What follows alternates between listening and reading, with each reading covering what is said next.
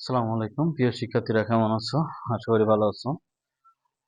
Genius teaching এর পক্ষ থেকে আমি স্বাগত জানাই তোমাদের মোহাম্মদ সিকান্দার।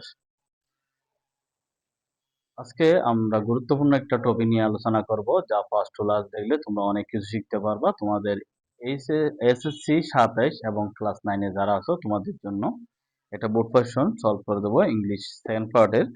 আজকে আমাদের 2026 সালের কুমিল্লা বোর্ডের রাইট ফ্রম ভার্বটা আমরা আলোচনা করব। দেখো, একটা রাইট ফ্রম ভার্ব আলোচনা করার সাথে সাথে অনেকগুলো যেন রাইট ফ্রম ভার্ব প্রশ্ন তো সলভ করতে পারো। সেজন্য আমাদেরকে এমন ভাবে প্র্যাকটিস করতে হবে, ওটার ভিতরে হিডেন যে ওয়ার্ড গুলো আছে রাইট ফ্রম ভার্বের মধ্যে, আমরা সেগুলো একটু খুঁটিনাটি বিষয়ে আলোচনা করবো। তো আশা করি প্রথম থেকে শেষ পর্যন্ত দেখলে ভালো করে বুঝতে পারবা। তো চলো কথা না বাড়িয়ে আমরা ক্লাসটা শুরু করি। দেখো, আমাদের এটা হচ্ছে কুমিল্লা বোর্ডের 26 রাইট ফ্রম ভার্ব 26 সাথে এসএসসি 27 অথবা ক্লাস 9 এর জন্য তোমাদের উপযুক্ত।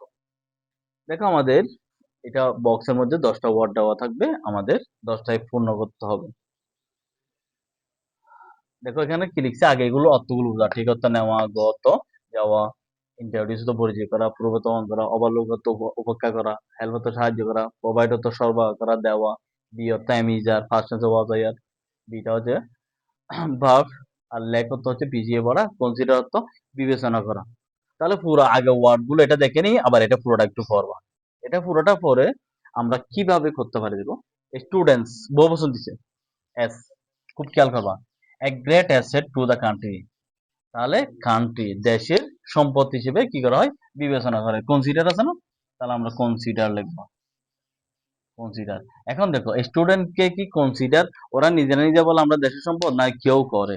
তাহলে মানুষেরাই তাদেরকে কনসিডার করে, তাহলে এটা প্যাসিভ ভয়েস হবে, তাহলে কনসিডারেট, এটা বাড়তি হবে। তাহলে এখানে এম ইজ আর লাগবে, তাহলে এটা হচ্ছে আর, কেন এস আছে। তাহলে students are considered a great asset to the country. No nation ahead without them quality, এতটুকু দেখো। তাহলে নো নেশন কি প্রোগ্রেস আছে, প্রোগ্রেস নাই, তাহলে কি হবে, গো। নো নেশন গো, যেতে পারে না, ahead সামনে, তাহলে এখানে হচ্ছে যেতে। তাহলে এখানে কি হবে, নো নেশন একটা ক্যান আনতে হবে, মরা যে can go, no nation can go. এটা একটা পেজ, কোনো জাতি উন্নত করতে পারে না, সামনে যেতে পারে না, ahead without them quality education, তাহলে তাদেরকে কোয়ালিটি ফুল শিক্ষা দেওয়া ছাড়া। তাহলে দেওয়া, এখানে দেওয়া কোনো জায়গায় নাই, তাহলে প্রোভাইড আছে, তাহলে প্রোভাইড তো সরবরাহ করা, তাহলে প্রোভাইডিং হবে। কেন হবে, টু ছাড়া অন্য সব প্রিপোজিশনের পরে যখন বার বসবে তখন বারো সাথে যুক্ত হবে। ইন, অফ, এই, তারপর হচ্ছে বাই, উইথআউট, এগুলো পরে বারো সাথে যুক্ত হবে, প্রোভাইডিং। কোয়ালিটি এডুকেশন, দেখো এখানে কোয়ালিটি এডুকেশনের কথা বলছে, এখানে সাবজেক্ট হবে কোয়ালিটি এডুকেশন। দ্যাম ফলোরিশ দেয়ার ল্যাটেন্ট ট্যালেন্ট, ল্যাটেন্ট মানে লুকায়িত, ট্যালেন্ট মানে প্রতিভা, লুকায়িত প্রতিভাগুলোকে শানিত করে। তাহলে কি হবে, কোয়ালিটি এডুকেশন হেল্প আছে না, এখানে কি হবে, হেল্পস হবে। তাহলে থার্ড পারসন সিঙ্গুলার নাম্বার আসবে, হেল্প সাহায্য করে দেন তাদেরকে, দেন মানে এখানে স্টুডেন্ট সাহায্য করে তাদেরকে, তাদের লুকায়িত প্রতিভাকে শানি দেওয়ার জন্য। এ টাইম বাউন্ড কারিকুলাম, এটার অর্থ হচ্ছে সময় উপযোগী পড়া।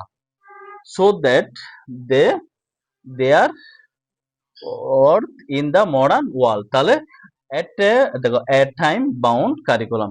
আচ্ছা, একটু আজান দিচ্ছে।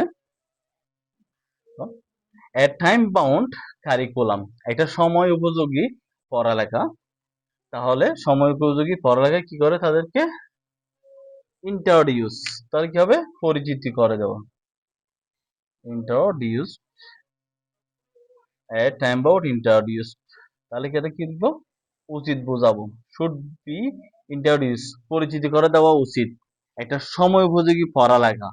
সো দে, যাতে দে প্রুফ আছে না, তাহলে দে ক্যান প্রুফ, যাতে so they they can proof.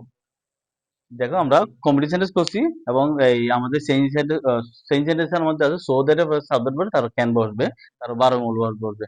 তাহলে they can prove their worth in the modern world, তারা যেন তাদের যোগ্যতাটা পৃথিবীর আধুনিক যুগে তারা প্রমাণ করতে পারে। আদারওয়াইজ, অন্যথায় দ্য ফিউচার জেনারেশন, ফিউচার মানে যারা ভবিষ্যতে প্রজন্ম আসবে, ল্যাগ বিহাইন্ড, দেখো এটা তো আমরা এমনি জানি, ল্যাগ বিহাইন্ড।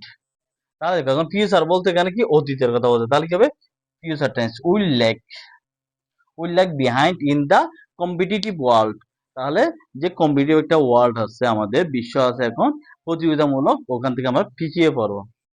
Full stop. দো যদিও, ইট ইজ, এখানে ভার্ব আছে না, বি আছে, তাহলে it is a challenging task. দেখো বি ভার্বটা হচ্ছে ইট ইজ এ চ্যালেঞ্জিং, এটা একটা কি চ্যালেঞ্জিং কাজ।